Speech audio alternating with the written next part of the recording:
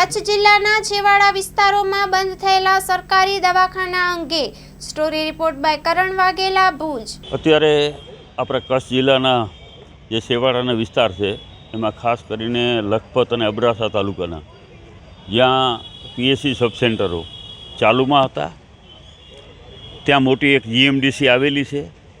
એ CSR હેઠળ fund આપતી એના સહયોગથી અત્યાર સુધીમાં દયા પર એક મોથારા અને વાયોર ત્યાં પીએસસી અને સબ સેન્ટર ચાલુ હતા। આરોગ્યની સુવિધા લોકોને મળતી હતી કારણ કે એ એકદમ માની લો છેવાડાનો બોર્ડરનો વિસ્તાર છે। ત્યાં ખૂબ ગરીબ લોકોની વસ્તી છે અને ગરીબ લોકોની વસ્તી હોય ત્યાં સરકારી દવાખાનામાં જાય લોકો એ સ્વાભાવિક છે, પરંતુ આ સરકાર આરોગ્ય ક્ષેત્રે સદંતર નિષ્ફળ ગઈ છે અને જે સરકાર તો ચાલુ જ નથી કરી શકી, શરૂ જ નથી કરી શકી દવાખાના, પરંતુ જે જીએમડીસીની સહયોગથી જે ચાલતું હતું એ એકાએક બંધ કરી દીધેલ છે। આજે લોકો ત્યાં ખૂબ દુઃખી છે।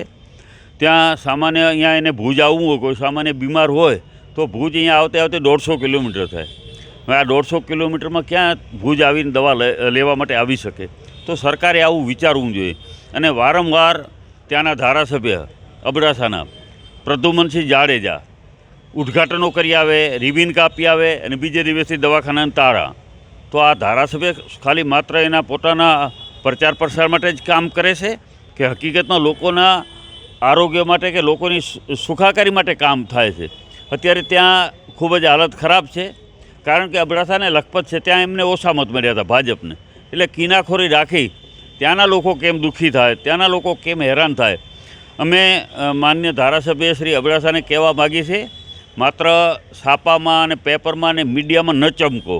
હકીકતમાં ત્યાં ગ્રાસરૂટ ઉપર શું પરિસ્થિતિ છે એનું ધ્યાન રાખો।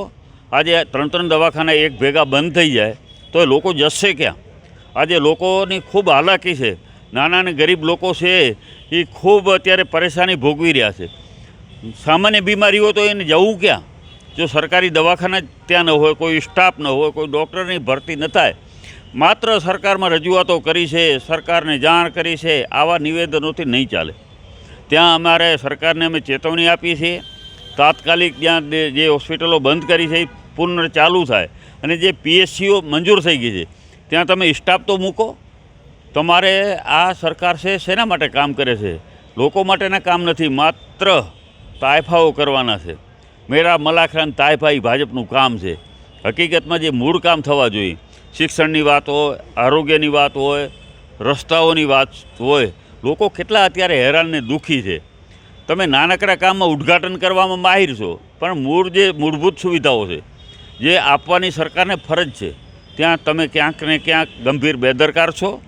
માન્ય ધારાસભ્યશ્રી, તમે જો ખરેખર ત્યાંના પ્રતિનિધિ હો અને તમને અબડાસા લખપત પ્રત્યે થોડીક હમદર્દી હોય તો ત્યાંના દવાખાના તાત્કાલિક ચાલુ કરાવો। આ અમે આપને જાણ કરવા માગીએ છીએ। નહીંતર જે આજે તમે વિચાર કરો, માણસો કેટલા ત્રાસેલા હશે। દવાખાનાની તાળાબંધી એટલે બહુ અમે ઘણા ટાઈમ પછી સાંભળ્યું છે। ઠીક છે, આપણે શિક્ષકોને કે વહીવટી કચેરીઓને તાળાબંધી હોય, પણ દવાખાનાની તાળાબંધી શું કામ? કે ત્યાં કોઈ સુવિધા જ નથી। ત્યાં લોકો જાય તો લોકોને કોઈ એને સારવાર માટેની કોઈ વ્યવસ્થા જ નથી, તો લોકો શું કરશે? ત્યાંના લોકોમાં અત્યારે ખૂબ આક્રોશ છે।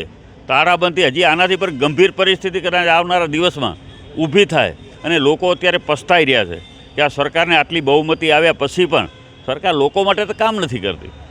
સરકાર માત્ર પોતાના પ્રચાર પ્રસાર માટે કામ કરે છે। તો વહેલી તકે ત્યાંની આરોગ્યની જે પરિસ્થિતિ છે એમાં સુધારો, દવાખાનાઓ છે એ ફરીને ચાલુ કરો, ત્યાં સ્ટાફ પૂરતો મૂકો અને આટલા બધા દૂરથી વિસ્તાર જિલ્લા મથકે કઈ રીતે આવી શકે આનો વિચાર કરી અને તાત્કાલિક આના ઉપર કાર્યવાહી થાય એવી અમારી માંગણી છે।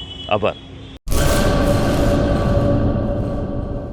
શું તમને ખબર છે ડેન્ગ્યુ તાવ એડિસ ઇજિપ્તી મચ્છરો દ્વારા ફેલાય છે। એડિસ ઇજિપ્તી મચ્છર દિવસે કરડે છે। આ મચ્છર ઘરમાં જમા થયેલ પાણીમાં ઉત્પન્ન થાય છે। આ મચ્છર ઉત્પન્ન ના થાય એના માટે શું કરવું જોઈએ?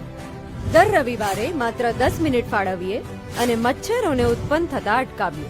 આપણા ઘરની અંદર તેમજ આસપાસના 10 મીટરના વિસ્તારમાં રહેલા ઉપયોગમાં લેવાતા પાણીના પાત્રોને હવાચુસ્ત ઢાંકણથી બંધ કરીએ. જેની જરૂર ના હોય એવા બિનઉપયોગી સંગ્રહ કરેલા પાણીનો નિકાલ કરીએ. એટલું જ નહીં, આ બાબતની માહિતી આપણે આપણા આસપાસના 10 લોકોને આપી આપણા શેરી અને મહોલ્લાને મચ્છરજન્ય રોગચાળાથી બચાવીએ. આપણા પરિવાર માટે 10 મિનિટ ફાળવીએ. મચ્છરોની ઉત્પત્તિ અટકાવી મચ્છરજન્ય રોગોથી બચીએ. આરોગ્ય અને પરિવાર કલ્યાણ વિભાગ, ગુજરાત સરકાર દ્વારા જનહિતમાં જારી.